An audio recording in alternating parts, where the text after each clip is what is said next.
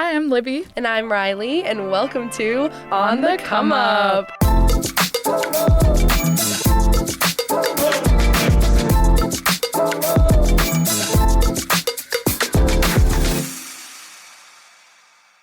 You know what I've been thinking about? What, girl? I have been thinking about the state of media. Wow, okay. I mean, big topic, Yes. right? But it's something that you and I talk about a lot. It's obviously very important. We met through the Toledo City paper. Yeah. We do this podcast with WGTE. So it's like we're always kind of thinking about what the state of media is right now and where Right. it's headed.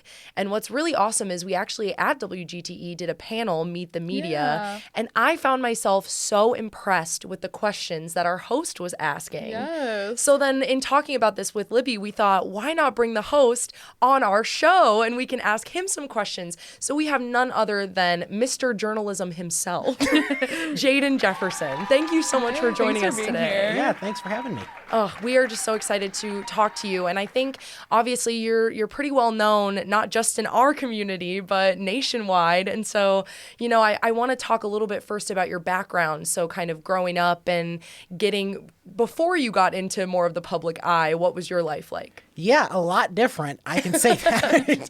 Yeah, I think the biggest thing was obviously a lot of people found out about my work in 2019. And that was really the first year I did anything related to journalism. I was kind of covering community events, the way most journalists kind of get their start these days. But it was also an election year. So you had this huge Democratic primary for president and Elizabeth Warren, Senator Elizabeth Warren of Massachusetts. She was in Toledo. And so I conducted an interview with her. And of course, that interview kind of went viral. It was on CNN, MSNBC, Fox News. It was on a bunch of different podcasts, the Washington Post, and so on. And so that was kind of the first national exposure that I had. And that was not only because of your tenacity and your great question asking, but that was because you also were kind of heralded as this kid journalist, right? Yeah. So how old were you when you did that interview? 11 years old at the time. Wow. And obviously because that was pre-COVID, things were a lot different. But just seeing now that a lot more younger people are doing this. At the time I felt like I may have been the only person that was young and doing journalism, but there are a lot of people I know, including across the border in Canada, that are now young journalists like myself. Yeah, and 11 years old, that's really young. Talk a little bit about having that public appearance at that age. What was that like? Yeah, it wasn't as much as people may have expected, because I still kind of view myself as the same person I was before. It's just now that every time I post on social media, it's more than just like me talking to myself. It's kind of like other people are hearing my opinions. But, it really hasn't changed much. I think that a lot of what I aim to do now is just kind of being that informational person that if people need to know something, I'm the person. And that's particularly true for state government. A lot of my reporting today focuses on local politics, state politics, as well as national political environment. So I'm basically covering everything that people need to know. Absolutely. Yeah. And walk us through a little bit about some of those early opportunities in public appearances. You were on Ellen DeGeneres, you were talking with Oprah, you had a lot of really cool interviews that gained a lot of visibility early for your career. So talk a little bit about those. Yeah, a lot of those experiences were very unexpected. I think a lot of people can attest to, you have a moment that gets a lot of attention and you don't exactly expect what follows. And that was certainly true for me doing national talk shows because obviously I'm coming from the perspective of someone who's growing up in Toledo, Ohio, doing the news. I never expected to be on national television, but, it really was an interesting experience because you're kind of getting this behind the scenes look at how people do national TV.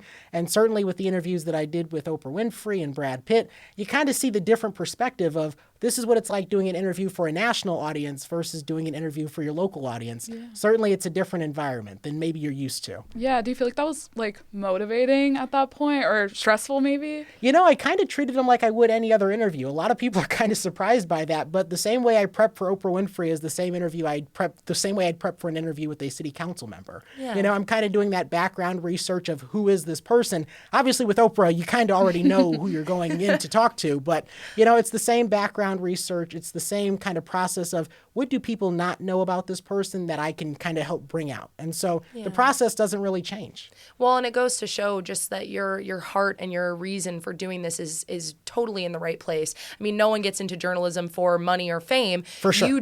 You got into it for a very, noble and a reason full of integrity, but you garnered a lot of early appearances publicly, and I feel like with all of those cool experiences, there had to be one that stood out to you, like something most rewarding or, something that was the coolest, however you want to frame that. Yeah, I mean, there were so many of them, but I will say that original interview with Senator Warren, I think, is really great to look at in hindsight because at the time, I didn't necessarily consider myself a political journalist. I was kind of your typical general assignment reporter. But as I look at that now, I find it to be really a big deal because even today, I'm still pressing for interviews with senators and members of Congress.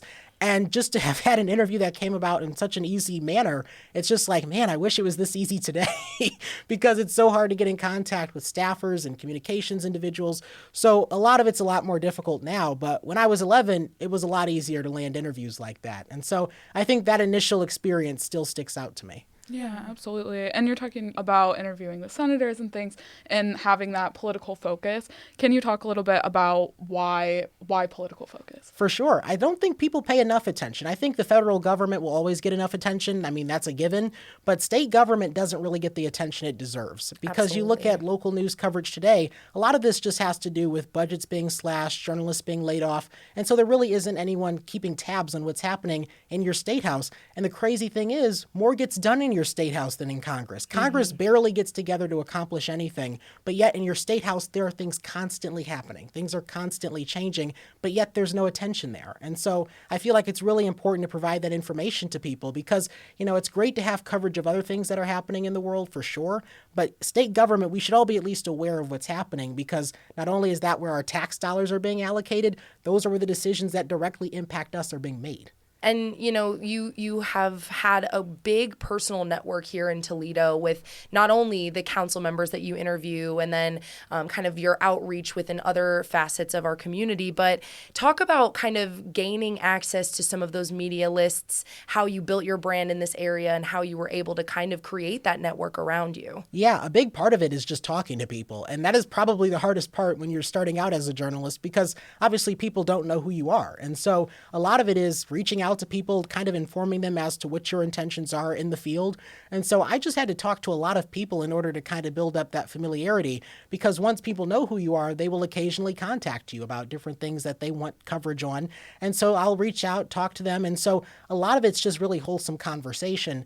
And then it kind of becomes a relationship where they understand the type of stories you cover. And then there's kind of that relationship that's developed where they know that this is a story that I'd be willing to take up and this is a story I maybe wouldn't take up. And so there are a lot of different relationships that I've kind of had to cultivate in the last 7 years. Yeah, absolutely. And I mean, doing all of that yourself, we talk a lot about personal branding.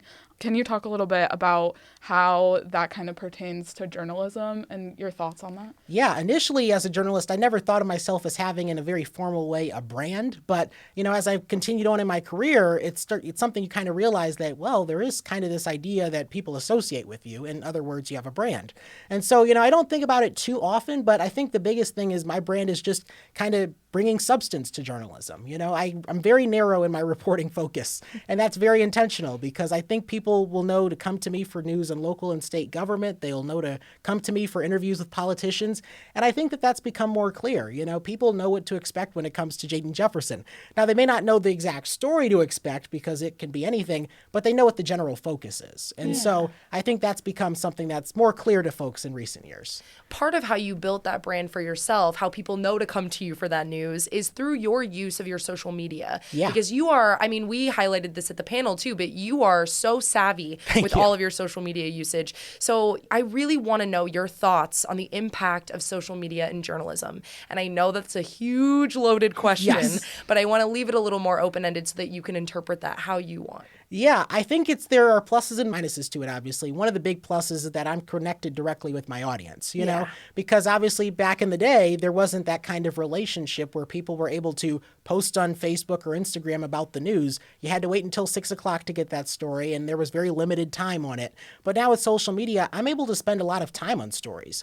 And for an audience member that's really engaged with their state government, that's really a gift to them because they can consistently find something different. And so I think that's a huge plus. One of the minuses, however, is that social media algorithms, they don't exactly promote substance. Content tends to be geared toward what's going to keep you on the platform the longest. And a lot of that is not really news. A lot of of it's maybe funny videos. It's maybe, the classic internet cat videos, the memes, and you can enjoy a healthy dose of that, obviously. But, it's really difficult to overcome that because especially in local news, we're still figuring it out. I mean, a lot of newsrooms just today are kind of figuring out how to navigate social media. And so the way I approach it is just kind of being directly communicating with my audience, and that has yielded some positive results where I'm just in front of my camera talking about, a bill that's going through the legislature. People can connect with that because it's like having a conversation with someone at the office. And so I kind of bring that casual style to social media because the last thing people want to see is someone who's dressed up, who's overprepared. I just try to give people something authentic. Yeah, definitely. I love and that. do you feel like there's a platform that you've gotten better engagement from versus another platform? I've been really surprised by Instagram, because that's an audience that skews younger. And I don't exactly associate young people with having deep interest in policy, but I've learned a lot in recent years that is actually something younger people want. And I think that that's something newsrooms in general are starting to learn because there was always this assumption that you can't connect with young people by telling stories about policy and government, when in reality, that's exactly the kind of content young people want. They want to know what's happening in state government because they want to be engaged citizens. For so long we've wondered, why is it that Gen X, why is it that boomers are more active in voting? Well, it's because no one's connecting with younger people. Yeah. And so that's one of the ways where I've been able to connect with people and just kind of provide that context that they need to understand this very complex political ecosystem we're all living in. For sure. Absolutely. Which, I mean, between social media and then like all of the other different mediums in which you can pursue journalism, you intersect in a lot of those in your work. And you're also the host then of This Week in the World, the Global Affairs podcast. Yeah. So talk a little bit about that. This has been one of my most fun pet projects. Like, I know we're going to talk Roman empires later. This has been like one of my personal pet projects. I started this show about 12 episodes ago. And my big intention with this was that people tend to understand what's happening in their neighborhood, which is good. It's good to be connected. But really, living in the U.S., there really isn't that global perspective because we kind of think of ourselves as being at the center of the world. And in many ways, we are economically and politically, but there are other things happening. We have the war in Ukraine. We have war in the Middle East right now. And so I think it's good for people to kind of have that global perspective to understand our place in the world. And so this show was just doing exactly that because I personally consume a lot of global news. I watch a lot of the BBC because I want to understand what's happening outside of my own country and have that globalized perspective. Because if you don't have that perspective, I mean, how can you go about thinking about your country's own foreign policy? And so this is really that show to bring understanding. And I bring in a variety of different guests, a lot of different academics, historians, economists, just kind of bring that expertise so then we can better understand the show. So it's about an hour and a half, or it's about a half hour each week. And it really gets to a lot in a short amount of time, for sure. Yeah, definitely. Well, and not just globally with your focus, but also locally, talk about your podcasting experience here. Yeah, so I've been working with WGTE on the show Toledo Works, and that was in partnership with the Toledo Free Press. And through this show, we've gotten to kind of provide stories about different Toledoans and their jobs.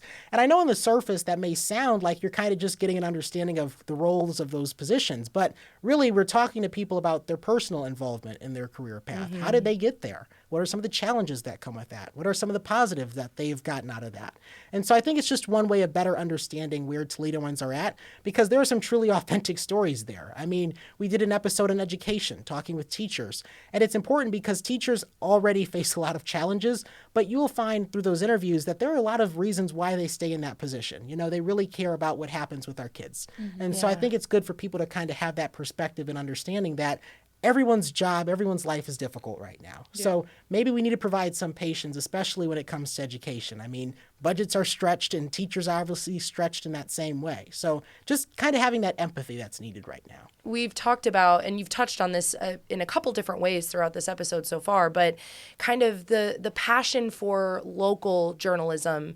I mean, you hit the nail on the head with the state house versus federal government. Right. And so, talk about your perspective from how local journalism is so important to communities and how it kind of plays into the national elements of journalism, but is different in a way. Yeah, I say this all the time. Many national stories start local. You will notice that a lot of stories that are maybe reported in the New York Times, in the Washington Post, the Wall Street Journal, they will reference local newspapers, which is why it's really concerning that a lot of local newspapers are shutting down. Because who are the people that are paying attention if it's not local newsrooms? And so it's a really huge concern of mine. But if you look at a lot of these big national stories, there's been a lot of great reporting, for instance, when it comes to federal budget cuts, how those cuts have impacted local communities, because national newsrooms only have so many journalists. You know, they can't cover everything. And so you have to have people on the local level who are able to kind of provide that idea of what are the implications of federal policy changes in a non-abstract way. And local journalism does that, you know, and that's why it's essential to this entire media ecosystem. Obviously, it's evolving, but local newsrooms are evolving too. I mean, working with the Toledo Free Press, we've evolved, you know, initially as a print publication, but now as a nonpartisan nonprofit newsroom where we're doing videos, we're doing audio, we're doing articles online. So we're basically everywhere that everyone else is. And so that evolution is so important. Yeah. I think through all of those different mediums and on a local scale, national scale, there's a lot of conversations happening about misinformation in journalism. So I'm curious to get your thoughts on how our audience can help to distinguish, you know, fact-based journalism, opinions, misinformation in this kind of era of news deserts. Yeah, this is something I have to tell friends. This is something I have to tell my parents. Before you share something on social media, check to make sure it's real. This is a very basic one. And I'm not saying the AI summary counts. It doesn't. I mean, look for 1 or 2, maybe 3 verified articles behind what you're sharing. You know, we all have a responsibility. I mean, the First Amendment's a great thing, but let's be responsible about it.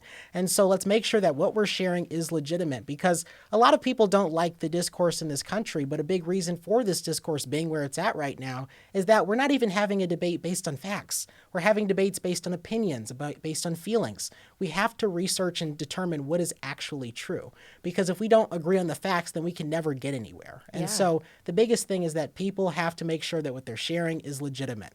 And I know there's a lot of distrust of institutional media organizations. I can understand that.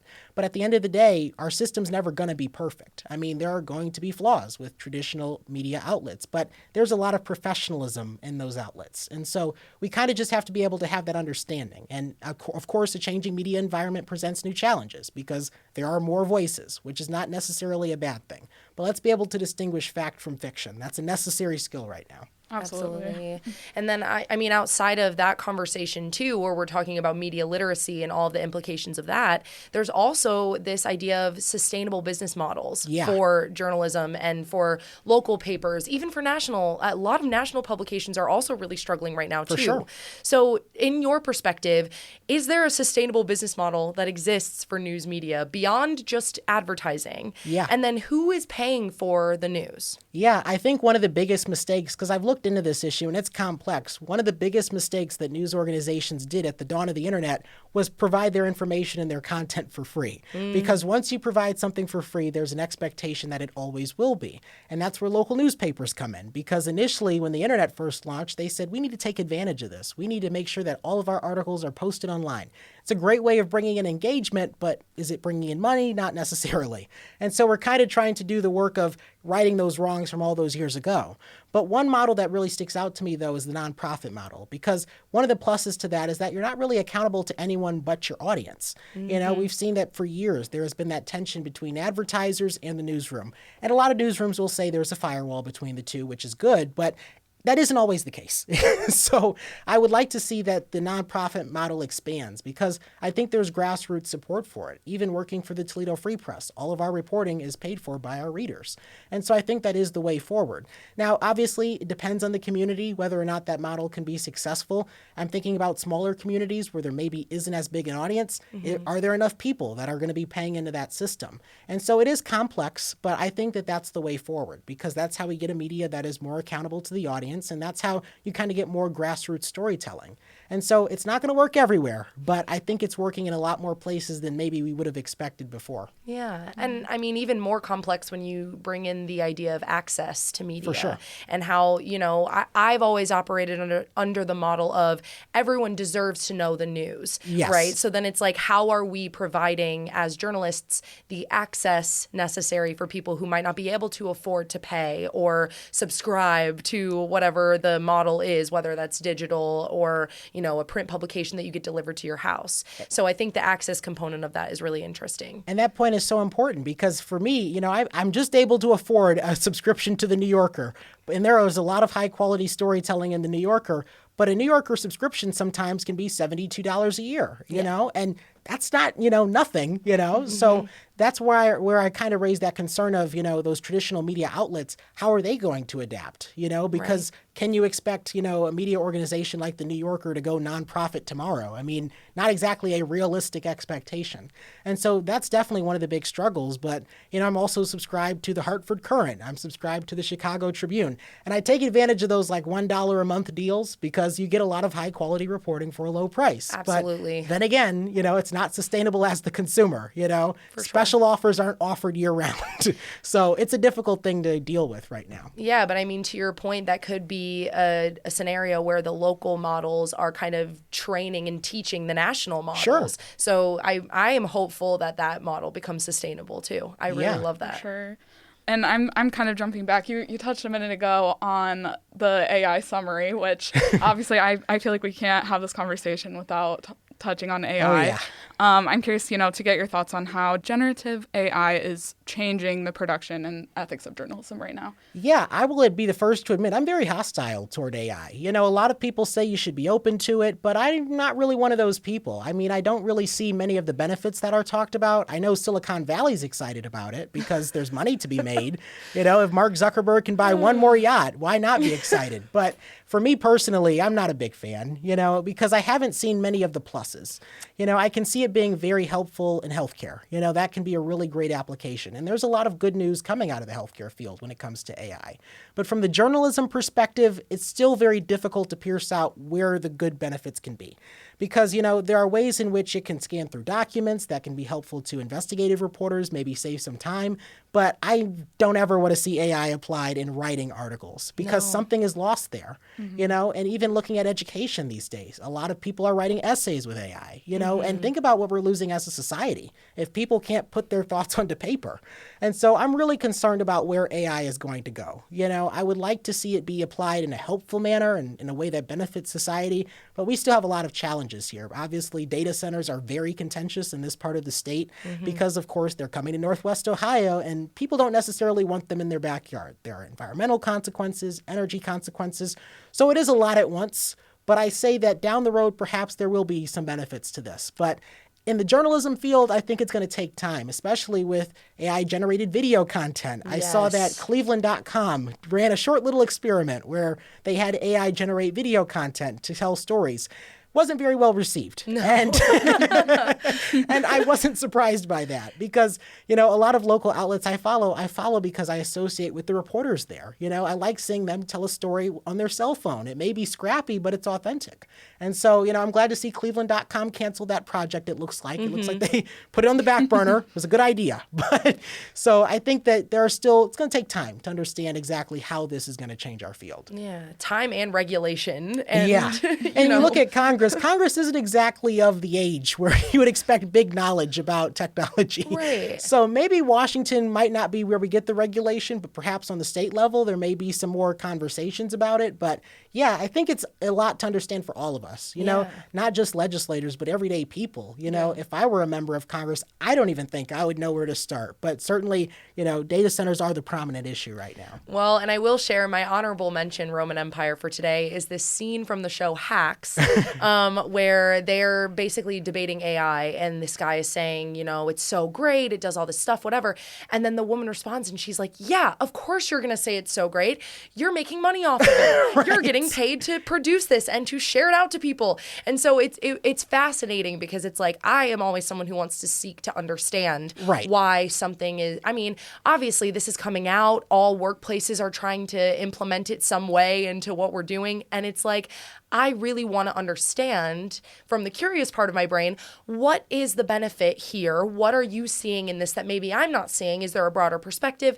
And I have yet to hear from someone, A, in the field of journalism, first of all, but B, in really any creative, non-profiting field Right. talking about the importance of or benefit of AI. And Yeah. it would be really fascinating to hear that perspective, definitely. Yeah, because I have a lot of questions. I'm always one of those people who's following the money, and you see this big push right now.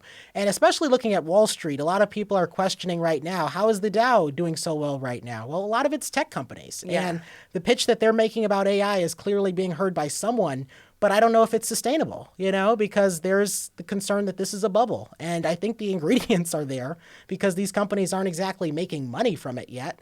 And so I don't know how this goes. Maybe it's a repeat of the 2000s, but if it is, maybe houses will get cheaper again. So maybe we'll just have to catch up with you in a couple years and see where we're at with AI. Make this a full-length episode debating.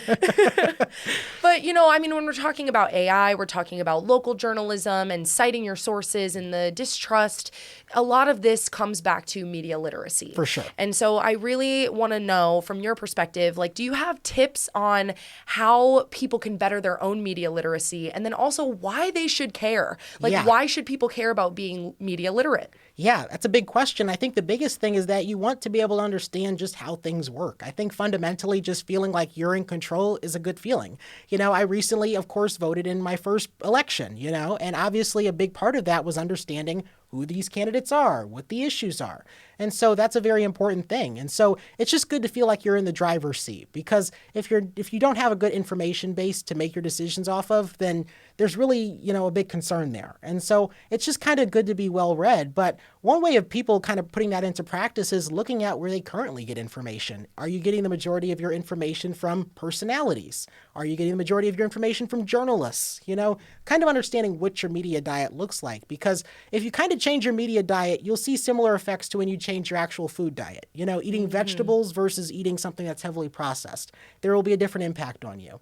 One of the big things we're experiencing right now as a society is polarization. Everyone is very polarized. Well, part of that is because we're not exactly getting information from people who know what they're talking about. Right. We're getting information from personalities and getting content that reaffirms our own views. We have to go outside of that. And so that means going to journalists for news like you would have done, a few years ago. So I think we have to return to getting our information from journalists rather than just from people who already agree with us. So it really would be a big benefit to society if we actually got outside of those echo chambers. Yeah, Absolutely. and I mean, to your earlier point, then it puts this pressure on journalists to create this personality so that people will listen and that their stories can break through the noise. So it's definitely a cycle, contentious situation. Yeah, very cyclical for sure. So obviously we've talked a lot about your career in journalism from such a young age, but I'm really curious about what are some other things that you're involved in, what your other interests are. Yeah, journalism I think is definitely my primary interest for sure. But, I also kind of consider myself a historian as well, because I think those things go hand in hand. And I'll get into this a little bit later when we discuss our Roman empires. But, I like to look at a lot of history and see what those patterns are today. And so I will spend a lot of my time looking at not just electoral history, but just how we got here, And another thing I like to do is kind of looking at Supreme Court cases, for instance. I'm consistently reporting on congressional elections. One of the big things that changed congressional elections was the Supreme Court Citizens United ruling. And that gets a lot of attention now because people are frustrated that they elect people and they don't feel like anything changes. And a lot of that has to do with money in politics. And so I kind of like to look at just the things that have happened in our society that have brought us to where we are today. I think we should do more of that as a society, looking back and saying, well, maybe what were the right steps that we took and what were the wrong steps that we took? Because once we understand that fuller picture, we can make better decisions now. And so, I really enjoy kind of looking at history because I think it kind of provides a roadmap of, where we've been and where we're going. And I'm curious too, because obviously at this age, you are 18. You've been doing this since 2019 when you were 11 years old. I'm really old. You've achieved so much at such a young age. And now it's time for you to enter college, if you can believe it. So please discuss your next steps with our listeners and what you're going to be doing. Yeah, lucky for me, I found out where I was going a long time ago because, they don't tell you the college admissions process. You will be waiting for weeks to hear back from colleges. And the good news is I did an early decision, which meant that I could find out back in December. And I committed to Connecticut College. And I was actually back in Connecticut about 3 weeks ago for the new student day. But, a big part of my decision was that it's such a small environment. My high school environment in Maumee Valley, very small classroom sizes. And that's been really beneficial to me because I'm able to have conversations, with my teachers or soon to be professors one-on-one, about history and about things that I'm passionate about. And so I really wanted to continue that. But, another big ambition for me is studying abroad. I think it's important to really understand the world. And that's something that I think journalism has really brought me to doing. So I'm looking forward to that experience as well. And officially, what is your major? Yeah, so I'll be majoring in government and then minoring in international relations. And I had some questions about that. People were like, so not journalism? And I will still be a journalist after I graduate. I think one of the big things is I wanted to really focus in on the things that I will be covering, you know? And a lot of what we've learned about diplomacy, for instance, has been just turned on its head in recent years. But obviously, I think it's important to kind of base my education in what I'm going to be spending decades covering on and reporting. Absolutely. Yeah. And I mean, to that point, obviously, a lot of journalists do go in and study what they want to report on rather than the actual art of journalism. And somebody like you who has had so much education and hands-on experience at this point makes total sense. And we're so excited for you to do this. It's going to be awesome. And in thinking of the future of media and journalism, what comes to mind? What do you want to see? Yeah, we talked earlier about the nonprofit model. I really want to see that grow, because I look at even journalism history. For years, decades, there's been that tension between, the advertiser and the organization. And I think that we're seeing more of that kind of change now, where news organizations are saying, you know what, let's just forget the whole advertising model and let's go and be accountable to just our audience. And so I would really like to see more of that in our future. But another plus that I'm seeing now, and I think we will see more of, is exactly that focus on state government. Before it wasn't really a priority, especially in local news, just because there are other things that have taken precedence. But I think that the future will be more focused on how government affects people, because you see right now the high cost of living. That is something that people are really focused on. It's their life. And people want answers as to why that is. And I'm seeing a lot of news organizations that are taking the initiative to say, well, here's why, And so I think the future is more of that government-focused coverage, which we really, really need in order to be accountable as a society. And then in the future of media, as it pertains to Jaden Jefferson, what is kind of your dream role? And are you working towards something in particular career-wise, or is it just more kind of person and goal-driven based on where it takes you? Yeah, I'm just kind of letting the wind take me. I love that. I definitely have some ambitions, of doing different reporting globally. I really want to get around, experience things. And I want to do that while I'm young, because I may not have Social Security in the future, which means that there may not be that money to travel. So I'd like to do it while I'm young, get to experience some different things.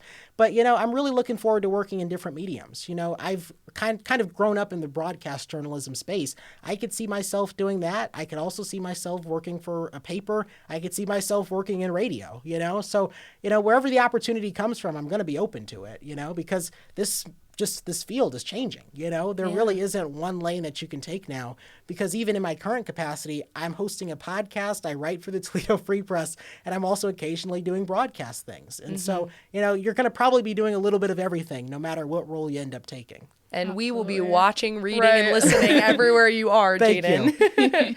So before we get to everyone's favorite Roman Empire segment, what advice do you have to share with other young professionals? For sure. I think the biggest thing is definitely be comfortable with having uncomfortable conversations. As a journalist, you're going to have to do the hard work by asking those really difficult questions. I kind of liken being a journalist to being in a room. There's a big elephant in the corner. Everyone else is ignoring the elephant. It's your job as the journalist to say, hey, there's an elephant over here, and it's making the room stink. That's your job as a journalist to say, why is that elephant here? Whose elephant is that? Who's paying for this elephant?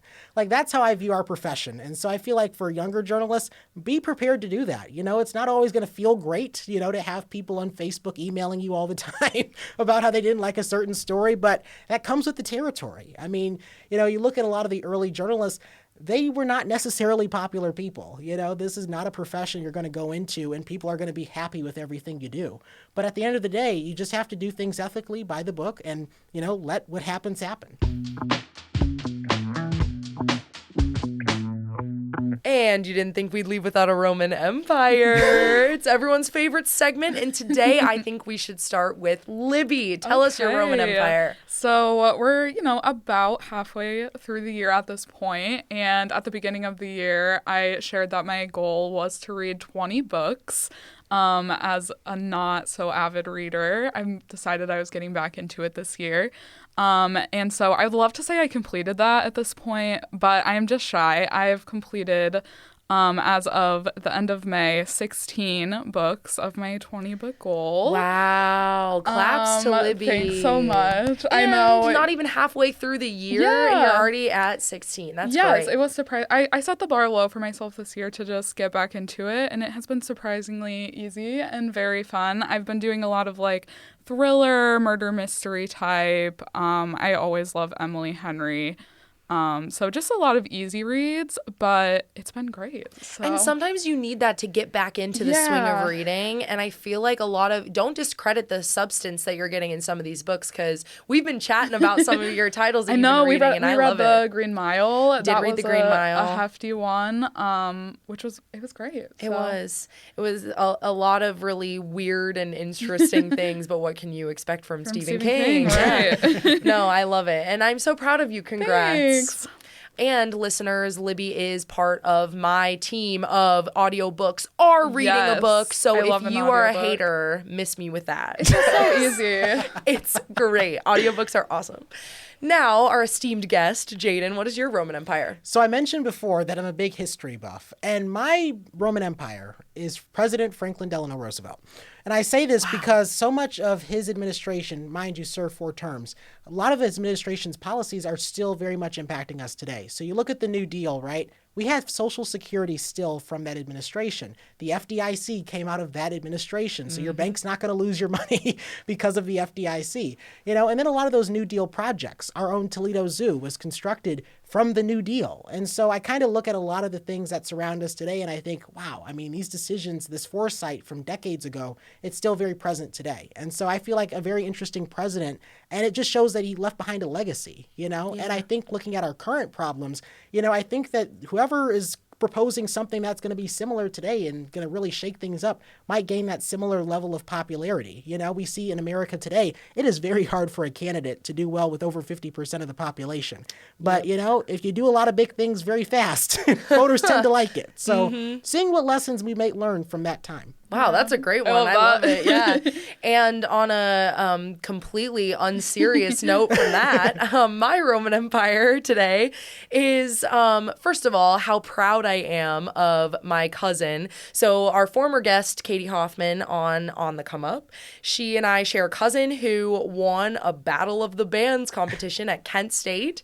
And his band, Lockwood, was given the chance to open for the Driver Era, which is Ross Lynch's band. And, if anybody is big Austin and Ally fans, Ross Lynch is, all over the place from that show and then his own music career. And so he was coming to perform at Kent State. Lockwood won this Battle of the Bands. And Katie and I have pretty much never missed a show that our cousin Christian has ever played. Yeah, 100%. We've never missed. So what did we do? But we went to the show. Now, here's the caveat. It was only for college students because it was one of their, throwback style concerts or exciting whatever college student benefit. We get it. You get all the cool stuff at Kent State. But Katie and I were very determined. So we actually were texting the kid working at the door to be if we have fake tickets on our phone, will you pretend to scan them and let it... By the way, Kent State, if you're listening, this is a joke. We did not sneak into your concert. This did not happen. But we ended up sneaking in, passing for college students, which was very humbling when we got in there. And we were like, wow, it's been a minute since we've been here. This was wild. But I am happy to report that he did a fabulous job. The crowd ate it up. It was fabulous. And honestly, just seeing how much he's grown from being the little kid playing at local shows to then doing this big opening concert and having people filming him and turning on their flashlights and waving them around. It was just so exciting. It was super cool. Yeah, that had to be super surreal. So surreal. It was wild, but it was just such a fun experience. And I'm so glad that we definitely did not sneak in to the Kent State show. It was great. And, with that, we are going to sign off. So, Jaden, thank you so much. Thank you so much for having me. We so it, appreciate Jaden. your insight. Thank you.